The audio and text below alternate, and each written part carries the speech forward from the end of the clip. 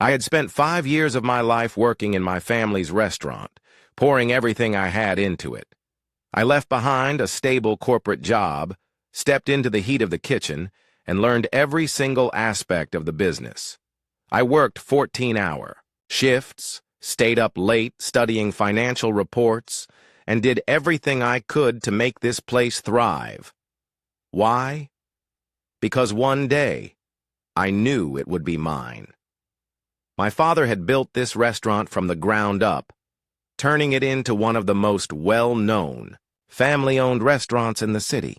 After more than 40 years of hard work, he finally decided to retire. Everyone assumed I would take over, my family, our employees, even me. On the night of his retirement party, I stood beside him on the stage, smiling as we celebrated his legacy. I waited, heart pounding, knowing that in just a few moments, my father would announce my name as the one to carry on his dream. But then, he said something that shattered my entire world. The one who will be taking over the restaurant is Derek.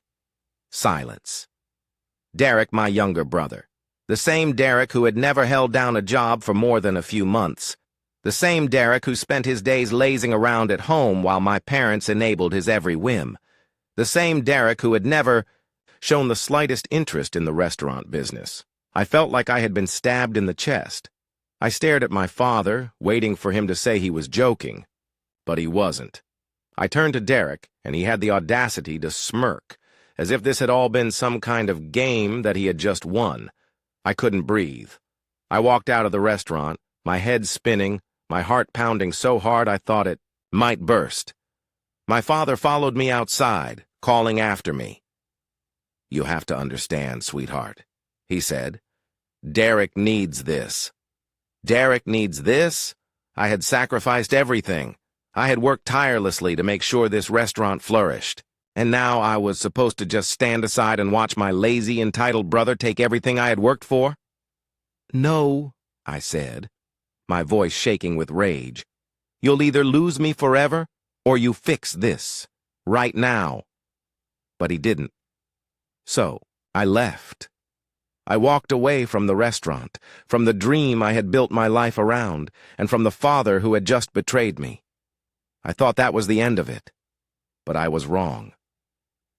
A month later, my phone rang. My father's voice was shaky, desperate. "You have to come back," he said. "Derek has messed everything up, and now the restaurant is about to be sued." I didn't answer right away. I let the silence stretch, listening to my father's ragged breathing on the other end of the phone. A month ago, I had walked away from that restaurant, from him, from everything I had worked for. And now, here. "He was begging me to come back. I almost laughed. What happened, Dad?" I finally asked, my voice colder than I intended. He hesitated. "Derek, he made some mistakes." Mistakes. I could already imagine them. Derek had never worked a day in his life, and yet my father had thought that simply handing him an entire business would magically turn him into a responsible adult. "Be more specific," I said. There was a long pause before my father spoke again, his voice quieter now. "We might get sued." That caught my attention. What did he do? Another pause. And then, my father told me. I had expected Derek to make stupid financial decisions. Maybe he'd overpay for supplies or mismanage employee schedules. But I hadn't expected this. Apparently, in his infinite wisdom, Derek had decided that our restaurant was spending too much money on specialty ingredients. One of our biggest selling points was that we offered vegan options that were entirely separate from non-vegan meals. We had dedicated storage, cookware, and prep stations for them. It wasn't just about preference. It was about ethics, about trust. Some of our customers weren't just vegan for fun. They had severe allergies to animal products. Derek didn't care. To cut costs, he shut down the vegan prep station and told the kitchen staff to just mix things in. If a customer asked for a dairy substitute, Derek instructed the staff to use regular dairy milk unless the customer specifically mentioned they had an allergy. It was only a matter of time before something went terribly wrong. And it did. 2 nights. Ago, a woman came in and ordered a dessert that normally contained dairy. She specifically asked for a substitute, as she was severely allergic. Normally, our staff would have accommodated her request without question, but Derek had hired a new worker, a clueless, inexperienced guy who had no idea what he was doing. More importantly, Derek had given him strict orders to report anyone who ignored his cost-cutting directives. So when the woman asked for a substitute, this new employee didn't listen. He used regular dairy milk. Minutes after eating the dessert, the woman went into anaphylactic shock. She collapsed right there in the restaurant. The paramedics were called. She was rushed to the hospital, and now she was threatening to sue. I was silent for a long moment. "You fired him, right?" I finally asked. "Yes," my father said quickly. "As soon as I found out." I let out a breath. Good. It didn't fix the damage, but at least my idiot brother wasn't in charge anymore. Then my father said something that made my blood run cold. "I need you to come back and fix this." I almost laughed again. "Oh, now you need me?" "Please," he said. "The restaurant, our restaurant, it's falling apart." Our restaurant. Funny. A month ago, it hadn't been mine at all. I gritted my teeth. "Dad, do you even understand what you did to me?" "I do," he said, and to my surprise, he actually sounded regretful. I made a mistake. It was the first time he had admitted it. But it wasn't enough. "You humiliated me," I said. "You threw away everything I worked for, and now, that your golden boy screwed up, you expect me to come running back?" Silence. "I will only return under one condition," I said. "What?" "You apologize," I said. "Publicly. In front of the family, in front of the staff, just like how you embarrassed me. You tell them all that you were wrong, that Derek wasn't ready, that I should have been the one to take over from the start." My father exhaled sharply. Honey, that's humiliating," I smirked. "Yeah, it is." He was quiet for a long time. Then he said, "I can't do that." I wasn't surprised, but it still hurt. "Then find someone else to fix your mess," I said coldly, and I hung up the phone. I thought that was the end of it. I really did. But life has a funny way of pulling you back into the things you try to leave behind. The next morning, my mother called. "Sweetheart," she said, her voice tired. "I know you're angry, but your father is struggling. The restaurant is in real trouble." I sighed, rubbing my temples. "Mom, I already told Dad." "I know," she interrupted. "And he knows he hurt you. He won't admit it, but I can see it." I stayed silent. She took a deep breath. "The woman, she's going through with the lawsuit, and her social media posts are going viral. That got my attention. We've already lost a lot of customers," she continued. "People are talking about boycotting us. Your father had to shut down the restaurant for a few days because the staff is overwhelmed with backlash." I frowned. Our restaurant had built its reputation on trust and quality. If people thought we were lying about ingredients, worse, if they thought we didn't care, it wouldn't just be a lawsuit. It would be the end of everything my father had worked for. "Has Dad talked to a lawyer yet?" I asked. "Yes." "But—" She hesitated. "Sweetheart, the woman isn't just suing because of the allergy. She's suing because Derek blamed her." I froze. "What?" My mother sighed. She was already furious about what happened. But when she called to complain, Derek told her it was her fault, that she never mentioned her allergy, that she was trying to scam us for money. My jaw clenched. I had expected Derek to make mistakes, but I hadn't expected him to be this stupid. "Please," my mother said. "At least come to the meeting with the lawyers. Hear them out." I exhaled slowly. I still didn't want to come back, but I couldn't stand the idea of my father losing everything because of Derek's incompetence. "Fine," I said. "I'll come." When I walked into the office, my father looked up. He looked older, more exhausted. For a split second, I almost felt bad for him. But then I remembered the way he had stood on that stage, smiling as he handed my dream to Derek. I took a seat without saying a word. Our lawyer got straight to the point. We have two problems, the lawsuit and the public backlash. My father rubbed his forehead. How bad is it? The lawyer hesitated. Bad. If we don't settle, she could win a significant amount in court. And if we don't handle the PR, crisis, we could lose everything. I leaned back, crossing my arms. So what's the plan? The lawyer glanced at my father, then at me. If we want to save the restaurant, we need a face, someone people trust, someone who can publicly apologize, handle the damage control, and rebuild our reputation. I knew where this was going. They needed me. My father shifted uncomfortably. I was hoping... I held up a hand. Before you say anything, let's get something straight. I turned to the lawyer. If I take over PR, I take over everything. Full control of the restaurant. No more Derek. No more my father making decisions behind my back. I run things. Officially. My father tensed. Honey, No. I looked him straight in the eye. I don't trust you anymore. If I do this, I need it in writing. The lawyer nodded. That's a fair request. My father looked at me for a long time, then finally, he sighed. Okay, we shook hands, and just like that I was back. The next morning, I walked into my restaurant for the first time in over a month. It felt different. The energy was off. The staff looked nervous, their eyes darting toward me as I stepped inside. Some of them smiled cautiously, some avoided my gaze entirely.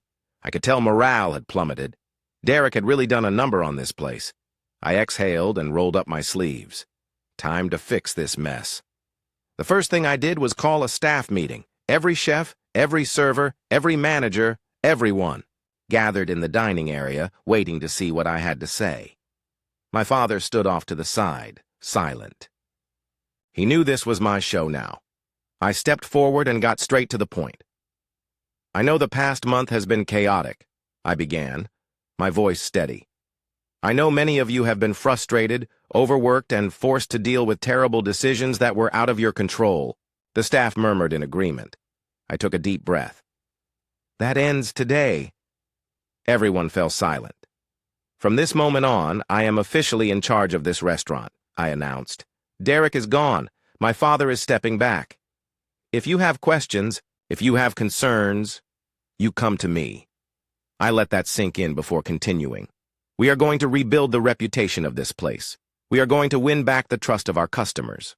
And most importantly, we are going to run this restaurant the right way, the way it should have been run all along.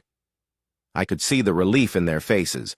They had been struggling under Derek's incompetence, and now they finally had someone they could trust again. Then, I did something that had been long overdue. I walked straight over to the new hire, the guy Derek had brought in to spy on the other employees, the one who had ignored the woman's allergy request and nearly killed her. "You're fired," I said without hesitation. He blinked. "But I was just following—" "I don't care," I interrupted. "You put a customer's life at risk. Get out." No one protested. No one defended him, because they all knew I was right. Once the restaurant was back in my hands, I turned my attention to the lawsuit. I met with the woman personally. She had every right to be furious. She had nearly died, and then Derek had blamed her for it. When I sat down across from her at the meeting, I didn't make excuses. I didn't try to justify what had happened. I just told her the truth. "I am so sorry," I said, my voice genuine. "What happened to you was unacceptable. There is no excuse for it. Derek is no longer part of this business, and I promise you, this will never happen again." She studied me for a long moment. Then finally she sighed. That's all I wanted. For someone to actually own what happened. In the end, we reached a settlement. It wasn't cheap, but it was better than a full-blown lawsuit. More importantly, she agreed to take down her social media posts, which meant we had a chance to rebuild our reputation. One crisis down, Many more to go. A week later, Derek showed up at the restaurant. I wasn't surprised. I had heard through the family that he had moved out of our parents' house shortly after getting fired. He was crashing on a friend's couch, working part-time at a video game store. Pathetic. I met him outside before he could even step through the doors. "What are you doing here?" I asked, arms crossed. Derek scoffed. "So that's it? You take over and just throw me out like I'm nothing?" I raised an eyebrow. "You are nothing, Derek." His face twisted in anger. "Dad handed me this place."